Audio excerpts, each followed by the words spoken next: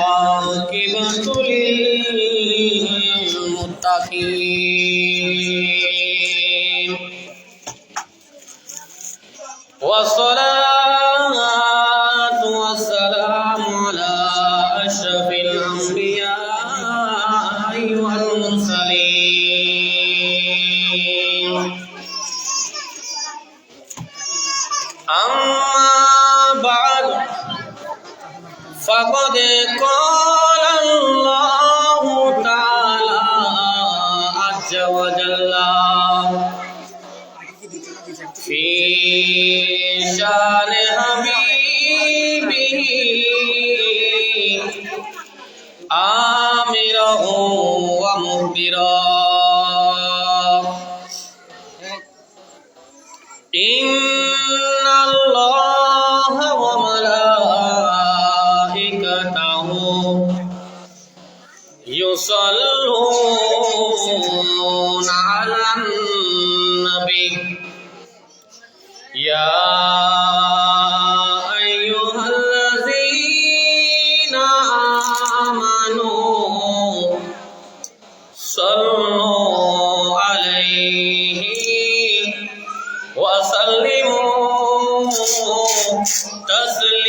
تسليما صلى الله على سيدنا محمد وآله وصحبه وسلم صلى الله على سيدنا محمد وآله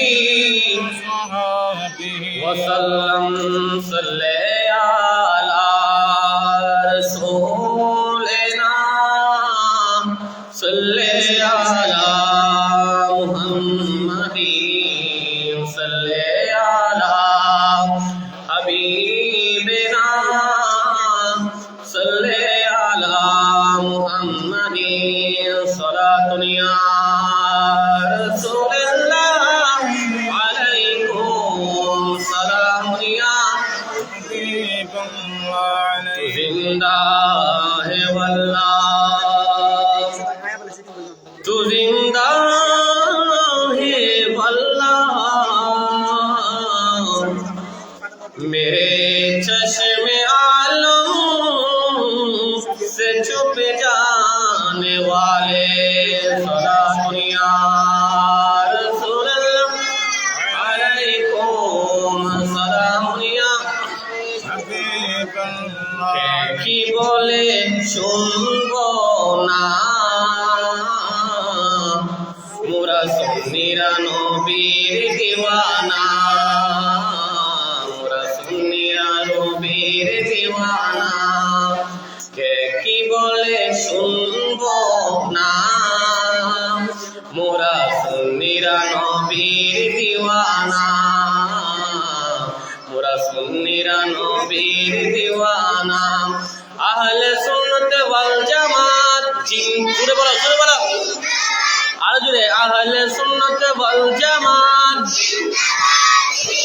মাশাআল্লাহ আহলে সুন্নাত ওয়াল জামাত আহলে সুন্নাত ওয়াল জামাত জিন্দাবাদ জিন্দাবাদ আহলে সুন্নাত ওয়াল জামাত জিন্দাবাদ জিন্দাবাদ কে কি বলে শুনবো না মোরা সুন্নিরা নবীর দিওয়ানা মোরা সুন্নিরা নবীর দিওয়ানা নবীর তাজিমে একটু দাঁড়ালে কত জনে কত কথা কয় দিলে সালামি আমরা তো জানি এ দিলে কত শান্তি হয় যে না বুঝার বুঝিবে না মোরা সুন্নিরা নবীর দিওয়ানা মোরা সুন্নিরা নবীর দিওয়ানা আহলে সুন্নাত ওয়াল জামাত আহলে সুন্নাত ওয়াল জামাত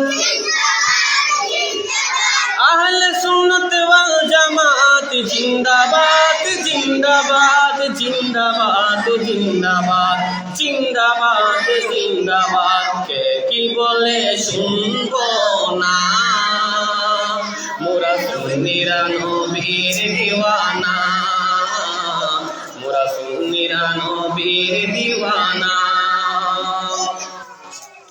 বিসমিল্লাহির রহমানির রহিম কুল হাল ইয়াস্তাবিল্লাযীনা ইয়ালামুনা ওয়াল্লাযীনা লা ইয়ালামুন সাদাকাল্লাহু মাওলানাল আযীম ওয়া সাদাকা রাসূলুন নাবিয়্যুল হাবিবুল কারীম ওয়া নাহনু আলা যালিকা লামিনাশ শাহিদিন ওয়াশ শাকিরিন মাওলায়া সাল্লি ওয়া সাল্লিম ওয়া বারিক আলাইহি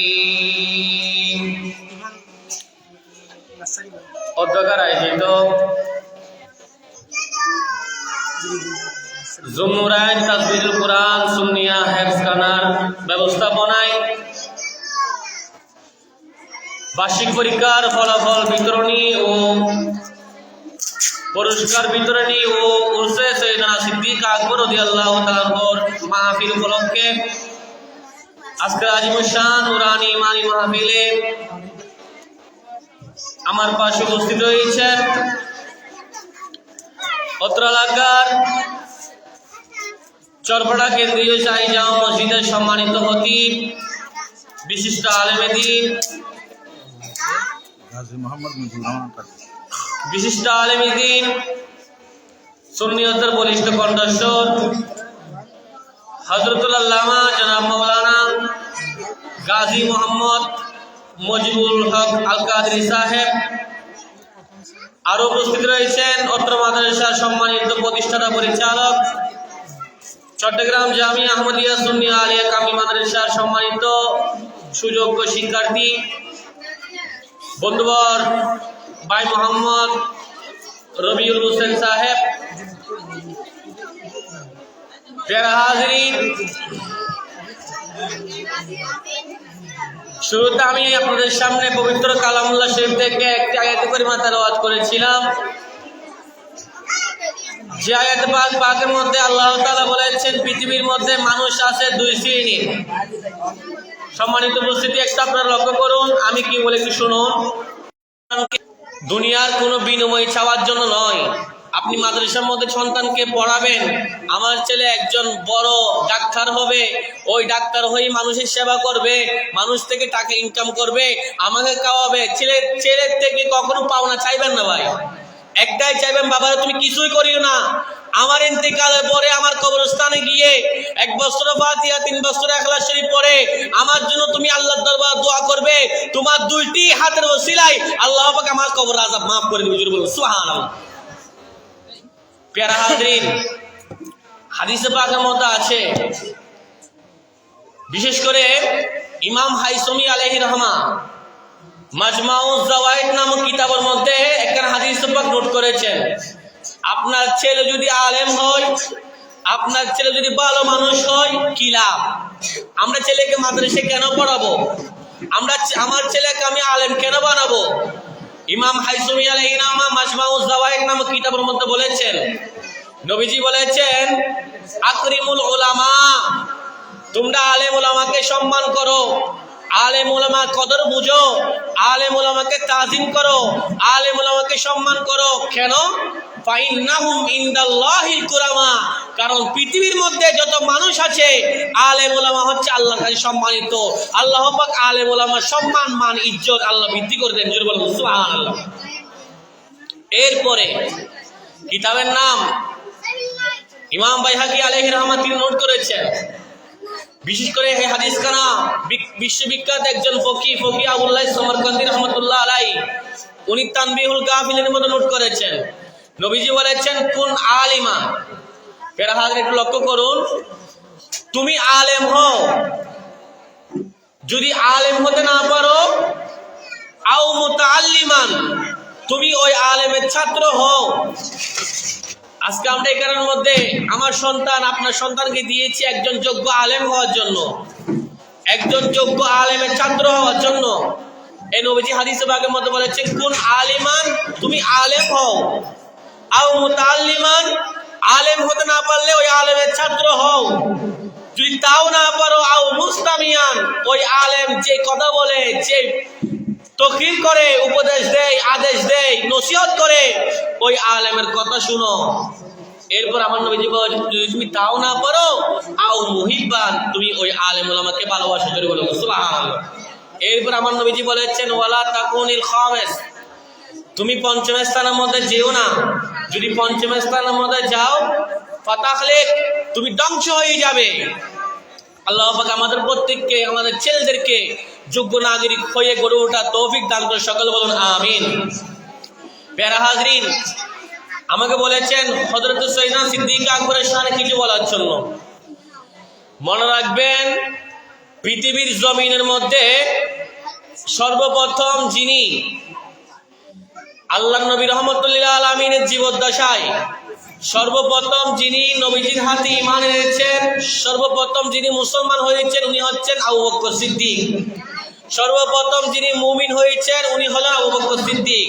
এবং মসজিদ নববী শরীফ মিম্বর নির্মাণ কাজের মধ্যে সর্বপ্রথম যিনি ইট দিয়েছিলেন, উনি হচ্ছেন সিদ্দিক আকবর। সুবহানাল্লাহ। সিদ্দিক আকবর জীবনে কোনোদিন মূর্তি পূজা করেন নাই, জীবনে কোনোদিন বাঁশ পূজা করেন নাই, জীবনে কোনোদিন সূর্য পূজা করেন নাই, জীবনে কোনোদিন ছাদ পূজা করেন নাই, জীবনে কোনো মানুষের মূর্তি পূজা কখনো সিদ্দিক আকবর করেন নাই। কারণ সিদ্দিক আকবর উনি এমন একজন ব্যক্তি, তাকে সিদ্দিক বলা হয়, যার শানে আল্লাহ পাক পবিত্র কালাম পাকের মধ্যে বলেছেন, ওয়াল্লাযী জাআ বিসিদকে ওয়া সাদ্দাকা বিহি ওয়া সাদ্দাকা বিহি উলাইকা হুমুল মুত্তাকুন, যিনি সত্য নিয়ে এসেছেন এবং ওই সত্যকে যিনি বিশ্বাস করেছেন, তারাই হচ্ছে মুত্তাকি। জোরে বলুন সুবহানাল্লাহ। প্যারা হাজরিন, এখানে হাদিস পাক রয়েছে সিদ্দিক আকবরের মুসলমান হওয়ার আগে যে সিদ্দিক আকবরের কথা তাওরাত কিতাবের মধ্যে বলা হয়েছে। বড় বড় আসমানি কিতাব কয়টি? 4টি। কয়টি? ছাত্র ভাইরা বলো, বড় বড় আসমানি কিতাব কয়টি? প্রধান আসমানি কিতাব 4টি এবং সর্বমোট আসমানি কিতাব হচ্ছে 104 খানা।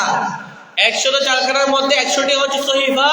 বড় বড় 4টি আসমানি কিতাব আছে, তাওরাত, জাবুর, ইনজিল, কুরআন। বলো, তাওরাত, জাবুর, ইনজিল, কুরআন। এই 4টি বড় বড় আসমানি কিতাবের মধ্যে, তাওরাত কিতাবের মধ্যে আল্লাহ সিদ্দিক আকবরের কথা বলেছেন। কোথায় পাবেন? ইমাম ইবনে আসাকির আলাইহির রহমাত তিনি তারিখে দামেশকিল কবিরের মধ্যে নোট করেছেন যে হাদিসের কিতাব অনেক বড় কিতাব, আমরা কখনো দেখি নাই, এমন বিভিন্ন কিতাবের রেফারেন্সের মধ্যে পেয়েছি। সিদ্দিক আকবর একবার ইয়ামেনে গেলেন, কারণ সিদ্দিক আকবর একজন বড় ব্যবসায়ী ছিলেন, তাজের ছিলেন। ব্যবসার কাজে মানুষ বিভিন্ন দেশে যায় ঘোরার জন্য, বিভিন্ন দেশে সফর করে ব্যবসার কাজে। অনুরূপভাবে সিদ্দিক আকবর কোথায় গেলেন? ইয়ামেনে। ওই ইয়ামেনের মধ্যে একজন বড় বৃদ্ধ তাওরাত কিতাবের আলেম, তার সাথে সিদ্দিক আকবরের দেখা হলো। সিদ্দিক আকবরকে দেখে, ওই বৃদ্ধ মানুষের বয়স তেমন বেশি না, কত বছর জানেন? 10 বছর কম 400 বছর। 10 বছর কম 400 বছর, মানে 390 বছর ওই বৃদ্ধ মানুষের বয়স। তার সাথে দেখা হলো হযরত সাইয়েদনা আবু বকর সিদ্দিকের। আবু বকর সিদ্দিক উনি কে জানেন?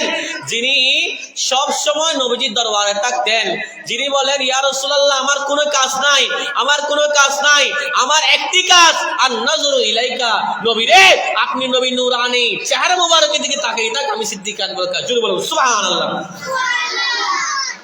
ওই ইয়ামানের মধ্যে গেলেন, ওই আসমানি কিতাবের আলেমের সাথে দেখা হলো। যখন ওই আসমানি কিতাবের আলেম সিদ্দিক আকবরকে বলেছেন, দেখে বলেছেন, আহসিবু আন্নাকা হারামি, আপনি কি হারামের মানুষ? আপনি কি মক্কা শরীফ থেকে এসেছেন? সিদ্দিক আকবর বলেন, কুলতু, আমি বললাম, নাম, হ্যাঁ, আমি হারামের মানুষ, মক্কা শরীফ থেকে এসেছি।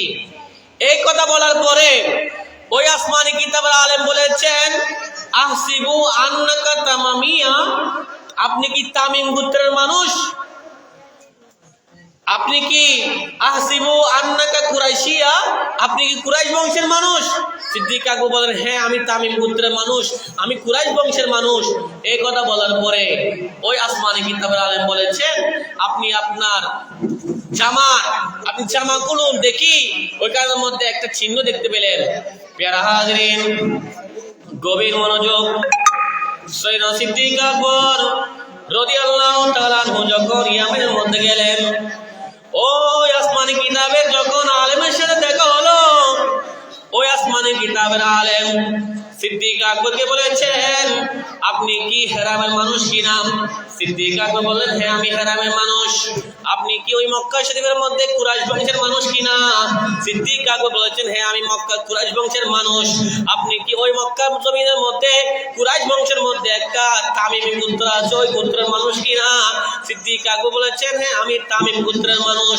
তাহলে আপনি আপনার জামা করুন দেখি। ওইখানের মধ্যে একটা চিহ্ন পেলেন। সিদ্দিক আকবরকে ওই আসমানি কিতাবের আলেম বলেছেন, আমি আসমানি কিতাবের আলেম, আসমানি কিতাবের মধ্যে একজন মানুষের পরিচয় পেয়েছি। ওই মানুষের বাড়ি হবে গ্রামের মধ্যে, ওই মানুষটি কুরাইশ বংশ হবেন, ওই মানুষটি তামিম গোত্র হবেন, ওই মানুষটি, যে মানুষটি আখির নবীর উম্মতের সাথী হবেন। জোরে বলুন সুবহানাল্লাহ। তাহলে দেখুন উনি কেমন সিদ্দিক আকবর ছিলেন, যার আদর্শ যদি আমরা বাস্তবায়ন করতে পারি। সিদ্দিক আকবর দেশ চালিয়েছিলেন। আজকে মনে রাখবেন, আমাদের দেশ যদি ইসলামী শাসন হতো, যদি সিদ্দিক আকবরকে ফলো করতো, আল্লাহর নবী ইন্তিকালের পরে খেলাফতের দায়িত্ব ছিল। নবীজির ইন্তিকালের পরে খেলাফত 30 বছর খেলাফত ছিল।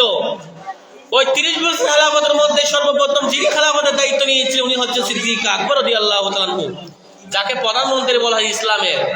উনিও দেশ পরিচালনা করেছিলেন। আজকে আমাদের দেশের মধ্যেও কি আছে, কিন্তু সিদ্দিক আকবর কেমন ভাবে দেশ পরিচালনা করতেন?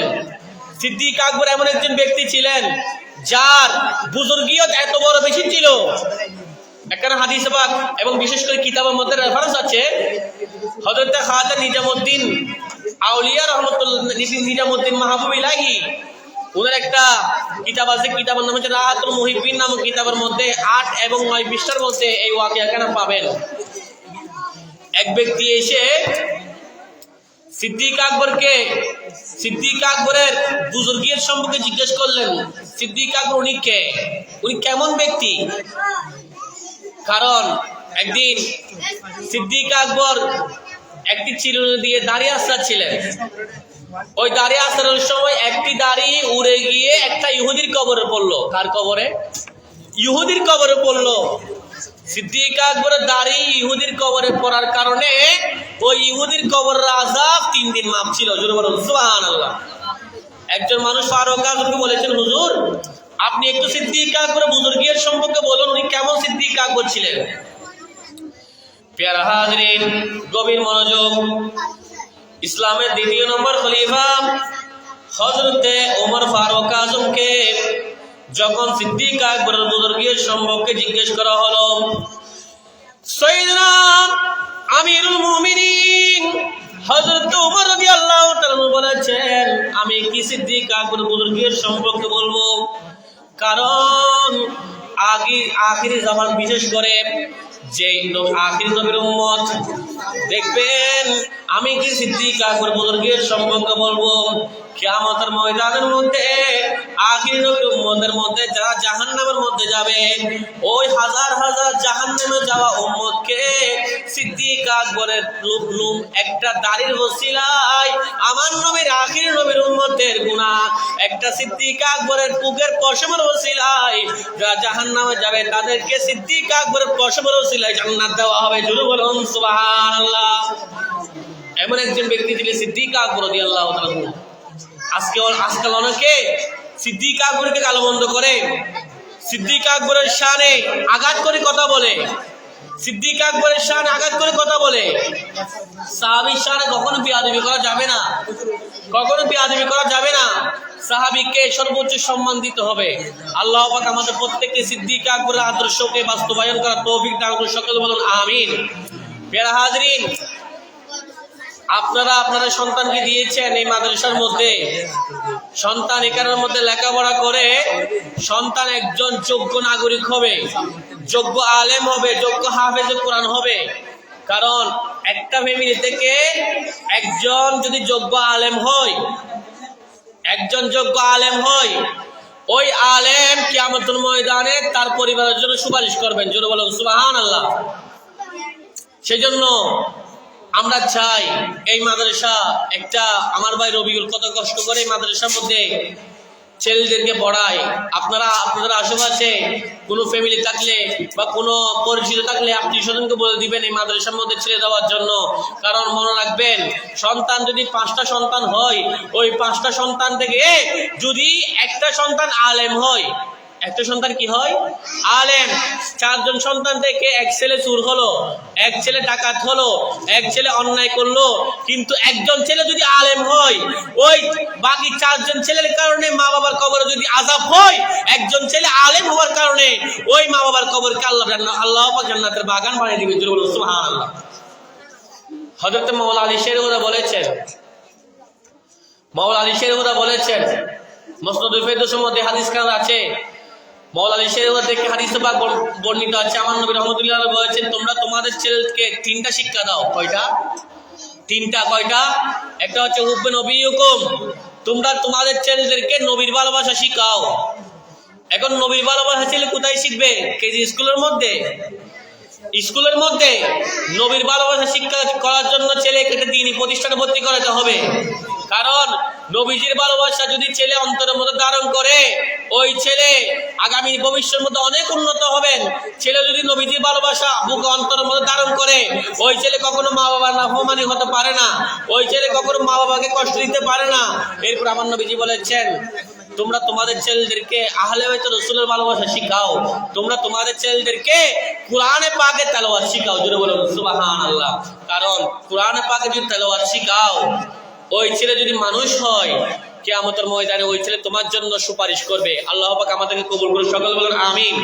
প্রিয় হাজরিন, একটা কথা বলে হাদিসে পাক বলে আমার আলোচনা শেষ করব। আমরা কার উম্মত? আমার নবীজির উম্মত। কার উম্মত? নবীজির উম্মত। আমরা কেমন উম্মত জানেন? অবাক হয়ে যাবেন। আমার নবীজি বলেছেন, উম্মতি উম্মাতুন মারহুমাতুন, আমার উম্মত হযরতে মূসা আলাইহিস সালামের উম্মতের মতো নয়, আমার উম্মত হযরতে ঈসা আলাইহিস সালামের উম্মতের মতো নয়। আমার উম্মত এমন উম্মত, আমার উম্মত হচ্ছে রহমত প্রাপ্ত উম্মত। জোরে বলুন সুবহানাল্লাহ। কিভাবে? তারা দুনিয়া থেকে কবরের মধ্যে যাবে গুনাহ নিয়ে, এবং কবর থেকে উঠবে গুনাহ ছাড়া। কিভাবে সম্ভব? অন্যান্য নবীর উম্মতরা দেখে আশ্চর্য হয়ে যাবে, কিরে এগুলো কোন নবীর উম্মত? দুনিয়া থেকে গুনাহ নিয়ে গিয়েছে, আজকে কিয়ামতের ময়দানে হাসরের ময়দানে গুনাহ ছাড়া উঠলো। প্যারা হাজরিন, যখন আমার নবীর উম্মত কিয়ামতের ময়দানের মধ্যে উঠবেন গুনাহ ছাড়া, অন্যান্য নবীর উম্মতরা বলবেন ওরা কিভাবে সম্ভব? তখন তারা বলবে, আমার নবীর উম্মতরা তারা বলবেন, আমরা দুনিয়ার জমিনের মধ্যে, ওই উম্মতে বলবে, আমরা দুনিয়ার জমিনের মধ্যে এমন কিছু মানুষ রেখে দিয়েছিলাম, আমার সন্তান রেখে দিয়েছিলাম, হয়তো আমার হায়াত শেষ, আমি দুনিয়া থেকে চলে গিয়েছি, কিন্তু আমার সন্তান একজন মাদ্রাসার ছাত্র ছিল, আমার সন্তান একজন ভালো ছাত্র ছিল, আমার সন্তান নেককার সন্তান ছিল। আমার ইন্তেকালের পরে আমার সন্তান আমার জন্য দোয়া করেছিল। যখন সন্তান যোগ্য আলেম হবে, সন্তান যখন নেক সন্তান হবে, আপনার ইন্তেকালের পরে যখন কবরের মধ্যে দোয়া করবে, আপনি দুনিয়ার জমিন থেকে যদি গুনাহ নিয়ে যান, সন্তান দোয়া করার কারণে আল্লাহ পাক আপনার গুনাহ মাফ করে দিবেন। জোরে বলুন সুবহানাল্লাহ। এটাই হচ্ছে নিয়ম। এই সন্তান যদি শিক্ষিত করুন, একজন নেককার যোগ্য আলেম করে তুলতে পারেন, ওই সন্তান কিয়ামতের ময়দানে আপনার জন্য সুপারিশ করবে, ওই সন্তানের জন্য আপনি নাজাত পাবেন। আল্লাহ পাক আমাদের আজকের এই আয়োজনকে কবুল করুক। যারা এই মাদ্রাসার মধ্যে প্রথম শ্রেণী থেকে উত্তীর্ণ হয়ে দ্বিতীয় শ্রেণী উঠবে, দ্বিতীয় শ্রেণী থেকে উত্তীর্ণ হয়ে তৃতীয় শ্রেণী উঠবে, আপনারা সন্তানদেরকে সাপোর্ট করবেন।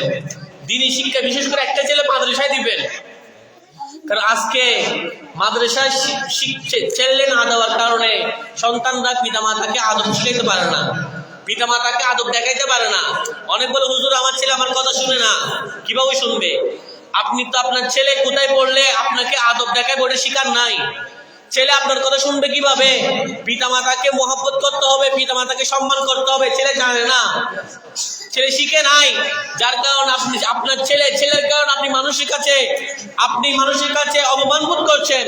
সেজন্য যদি দুনিয়ার জমিনের মধ্যে সন্তানের দুনিয়ার জমিনের মধ্যে যদি কিছু পান, দুনিয়ার জমিনের মধ্যে যদি ইজ্জত চান, তাহলে সন্তানকে তিনি প্রতিষ্ঠানে ভর্তি করবেন। এই বলে আজকে আমার অগুছালো আমি কিছু সিদ্দিকা পরিষদের কথা বললাম। আল্লাহ পাক আজকে আজ বিশ্বমহাবি কবুল করুন, সকল বলুন আমিন। ওয়া আখিরু দাওয়ানা আলহামদুলিল্লাহি রাব্বিল আলামিন। আসসালামু আলাইকুম ওয়া রাহমাতুল্লাহি ওয়া বারাকাতুহু।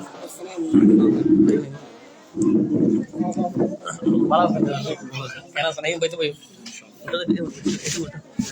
না